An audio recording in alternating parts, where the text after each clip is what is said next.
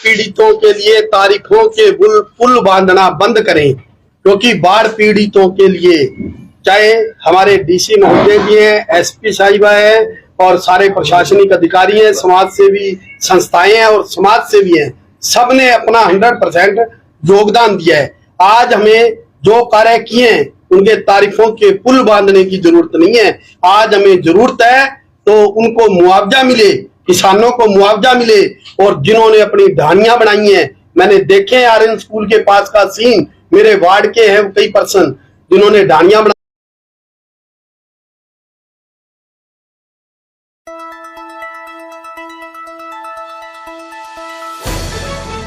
शहर फतेहाबाद की state bank road पर स्थित इलेक्ट्रॉनिक्स, फर्नीचर व हॉलमार्क ज्वेलरी का फतेहाबाद जिले का सबसे बड़ा शोरूम विशाल टीवी केयर शोरूम पर उपलब्ध है। देश के प्रसिद्ध ब्रांड के इलेक्ट्रॉनिक्स उत्पाद कुशल कारीगरों द्वारा बनाया गया अत्याधुनिक फर्नीचर, हॉलमार्क ज्वेलरी के बेशुमार गहने शुद्धता की गारंटी के साथ। नमस्कार, मैं हूं सुनील सदेवा। आप देख रहे हैं हरियाणा जनादेश टाइम्स टीवी। नगर परिषद फतेहाबाद के कार्यालय में पत्रकार साथी हम लोग मौजूद हैं, जनादेश की टीम मौजूद है। कल 27 जुलाई से एक नया मुद्दा, नगर पालिका, हालांकि कोई महीना ऐसा खाली नहीं जाता जब कोई विवाद खड़ा ना हो, कोई मसला ना खड़ा हो। कल 27 जुलाई को नगर परिषद के प्रधान राजेंद्र खिच्ची ने हरियाणा अनुसूचित जाति आयोग के अध्यक्ष रविंद्र बलियाला को एक पत्र लिखकर कहा है कि उनके बराबर में उप प्रधान की कुर्सी लगाकर उन्हें अपमानित किया गया है, इस मामले में कार्रवाई की जाए। प्रधान राजेंद्र खिच्ची के समर्थन में पार्षद मोहनलाल जी नारंग, रमेश गिलोत्रा, मनोज भ्याना, हंसराज योगी, सुरेंद्र डींगवाल, चंद्रमान वधवा, राजेंद्र आहूजा जी मौजूद हैं। इनसे बातचीत करते हैं। इन लोगों ने प्रेस को आमंत्रित किया है तो बताएंगे इस मामले में। सबसे पहली बात चंद्रमान वधवा जी से। वधवा जी, क्या मसला है?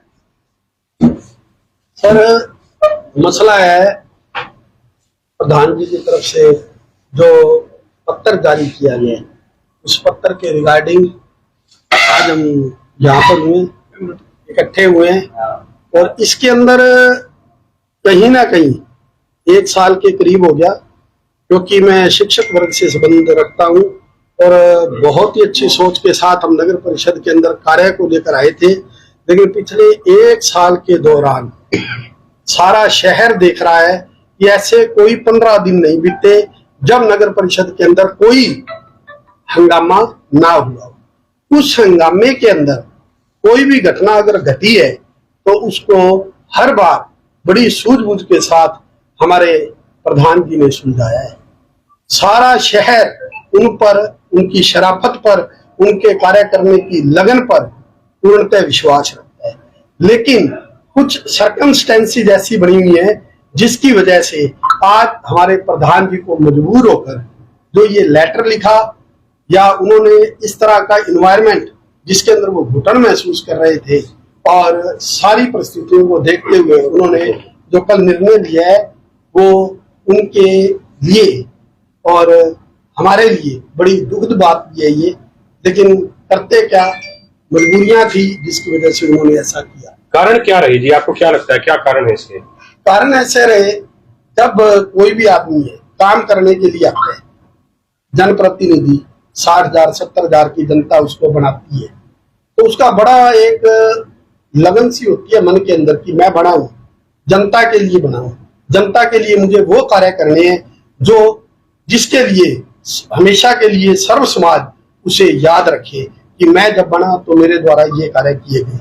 लेकिन हर 15 दिन के बाद एक हरासमेंट होना, एक परेशान होना, और आज वो कुर्सी का एक मुद्दा जो स्टार्टिंग से कह रहे हैं, ठीक है हमने उप प्रधान की वोटिंग की थी, हमने बनाया था, कार्य हमने किए, मिलकर किए, एक भी कार्य प्रधान जी के द्वारा ऐसा नहीं है जिसके अंदर उन्होंने कभी अड़चन, बाधा, रुकावट डाली। पूर्णतः शराफत के साथ जब भी आए हैं काम को, हमेशा जब भी नगर परिषद के अंदर आपने देखा होगा कि हर पार्षद के द्वारा 15 से 20 काम दिए गए, लेकिन उनमें से क्या होता है 5-7 काम हुए, 10 पेंडिंग है। उनके ऊपर भी हम आगे चर्चा करेंगे आगामी दिनों में। मैं बताऊं मधुआ जी, आपसे एक प्रश्न है कि उप प्रधान की कुर्सी लगवाई किसने? उप प्रधान ने खुद लगाई ऐसी परिस्थितियां थी। देखो नए आए थे बन के, कई बार क्या होता है वे हरियाणा प्रदेश के अंदर, शायद आप पत्रकार बंधु हैं, आप भी मुझे इस बात का जवाब दे सकते हैं। तो एक सामान्य जीके की बात है, प्रधान उप प्रधान हरियाणा प्रदेश के अंदर कहीं पर भी आप बता दें चेयरमैन के बरोबर में उप प्रधान। ये तो आपकी बात ठीक है, लेकिन ये जब 11 महीने पहले ये कुर्सी लगी, आप लोग सारे यहीं थे, परिस्थिति आपने मिठाइयां भी खाई, मुद्दा नहीं बनी। आज ये मुद्दा बन गई, उप प्रधान की कुर्सी, कहीं नाम भी नहीं लिखा हुआ, उप प्रधान कहीं लिखा हुआ हो। ये लगवाई किसने? फतेहाबाद के विधायक ने लगवाई या स्मिता टुडेजा ने खुद ही आगे अपनी कुर्सी रख दी? ऐसे है, कुर्सी लगाई गई, हम सब पार्षद बंधु भी यही थे। वो एक गुड कोऑर्डिनेशन के लिए ऐसा काम किया गया था। अगर कोऑर्डिनेशन अच्छा नहीं है और आपस में तालमेल सही नहीं हो रहा, अगर प्रधान जी ने कह दिया आज से 1-1.5-2 महीना पहले अगर कह दिया, पार्षदों के बीच में भी 1-2 बार चर्चा हुई है इस बात को लेकर, आपको पता है 1-2 बार इस तरह से बहसबाजी हुई है कि कुर्सी को अलग किया जाएगा या अलग रखा जाएगा। तो मेरे ख्याल से प्रधान जी ने बिल्कुल हरासमेंट होकर कार्यों के अंदर उनको घुटन महसूस हो। ये जो शिकायत पत्र है जातिगत आधार पर दिया गया है, भी मैं अनुसूचित जाति से हूं और मेरे को अपमानित करके ये कुर्सी लगाई गई है। तो क्या कोई ऐसा भी है कि बिंटू टुडेजा, स्मिता टुडेजा या विधायक दूड़ाराम ने कोई जाति सूचक शब्दों का प्रधान के प्रति इस्तेमाल किया हो? नहीं, ऐसा नहीं, ऐसा नहीं है। और इसको जातिगत जो रूप देना वो भी गलत है। ठीक है, प्रधान जी ने अपने इमेज को, उनको लगा कि मेरी इमेज डाउन हो रही है इससे और मुझे कार्य करने में बाधा रुकावट हो रही है, इसलिए उन्होंने अपने कास्टेशन के हिसाब से लिख दिया। तो लिख दिया, क्या ऐसा लिखा जाना चाहिए? जब किसी ने जाति सूचक शब्दों का इस्तेमाल ही नहीं किया, क्या इस कुर्सी को हटवाने के लिए इस जातिगत एप्लीकेशन के अलावा कोई और तरीका नहीं था? ऐसे है, प्रधान जी हैं, कोई एक विशेष पार्टिकुलर एक जाति के द्वारा नहीं बनाए गए, सर्व समाज के द्वारा बनाए गए। उनकी इन्वायरमेंट था, वो कहीं तो अपनी बात को रखेंगे ना, कहीं तो अपनी बात को रखेंगे। उनको घुटन महसूस हो रही थी, अपने संगठन को लिखना कोई बुरी बात है। आपको इसका हल क्या दिखाई देता है? क्या मुझे हल ये दिखाई देता है कि प्रधान जी को स्वतंत्र रूप से अपना काम करने देना चाहिए। और अगर उनको लगता है कि कुर्सी यहाँ पर हरियाणा प्रदेश के अंदर, आप बताएंगे मुझे कोई प्रोटोकॉल है ऐसा? ऐसा कोई प्रोटोकॉल नहीं है ना, तो ऐसा प्रोटोकॉल नहीं है। देखो, if there is good coordination among all the members then there is no problem. अगर कोऑर्डिनेशन के अंदर कहीं डिफरेंस आ रहा है तो उसका हम पार्षद बंधुओं के नोटिस में भी है, सभी पार्षद। थोड़ा सा आप क्लियर करेंगे भी क्या कुर्सी रखने के बाद क्या अड़चने आनी शुरू? आपको भी दिक्कत आई हो कोई? अड़चने ऐसे है ना, विशेष तौर पर 2-4 बार ऐसा हमें देखने को मिला कि यहाँ पर बहसबाजी जिस तरह से हुई तो एक गुटबाजी का रूप सा हमें नजर आया काम के अंदर।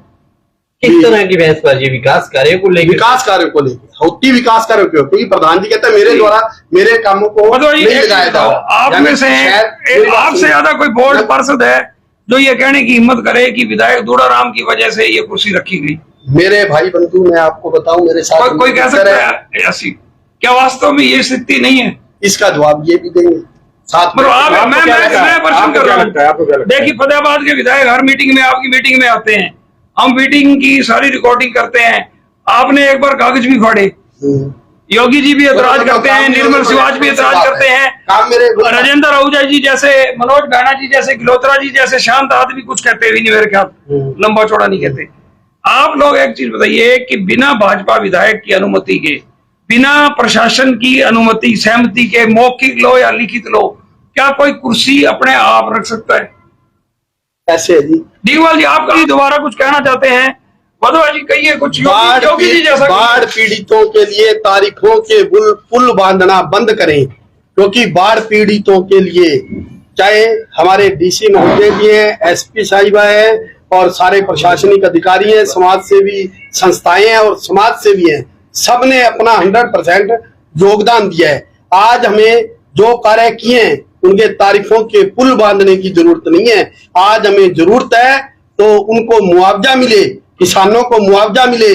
और जिन्होंने अपनी ढानियां बनाई हैं, मैंने देखे आर्यन स्कूल के पास का सीन, मेरे वार्ड के हैं कई पर्सन जिन्होंने ढानियां बनाई है, 10 से 15-20 लाख रुपए लगा के उन्होंने मकान बनाए हैं। आज उन वहां बैठी महिलाएं और उनके जो हस्बैंड या उनके पारिवारिक मेंबर हैं रो रहे हैं, उनको देखकर हमारे आंसू निकलते हैं कि उनको भी मुआवजा मिले, उनको भी पूर्णतः मुआवजा मिले, उनकी सरकार मदद करे। आज समय है उस त्रासदी के अंदर उन लोगों के साथ खड़े रहने का और सरकार को कहने का कि करो मदद इनकी, जहां जहां बाढ़ से पीड़ित हुए लोग उनकी मदद करने का समय है, ना कि इस टाइम पे ये डिबेट करने का समय है कि किसने कितना काम किया है। काम किसने किया है? प्रधान जी की सोच है नेकी कर दरिया में डाल, उसकी सोच है, उसकी मंशा है। वो कभी नहीं चाहते, ना ही वो कहते हैं भी मेरे कार्य की कभी गिनती करें।